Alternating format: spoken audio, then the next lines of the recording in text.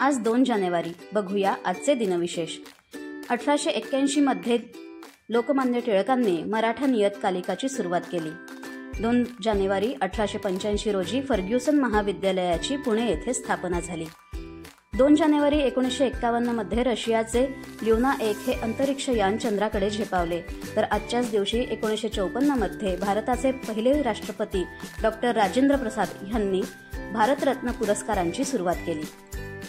2 जानेवारी 1920 हा अमेरिकन जीवरसायनशास्त्रज्ञ आणि विज्ञान लेखक आयझॅक ॲसिमॉव यांचा जन्मदिवस. आजच्याच दिवशी 1959 मध्ये भारतीय क्रिकेटपटू आणि राजकारणी कीर्ती आझाद यांचाही जन्म झाला. 2 जानेवारी 1943 रोजी समाजसुधारक व क्रांतिकारक भाई कोतवाल यांचे निधन झाले. 1944 मध्ये अस्पृश्यता निवारणाचे पुरस्कर्ते महर्षी विठ्ठलरामजी शिंदे यांचे निधन झाले.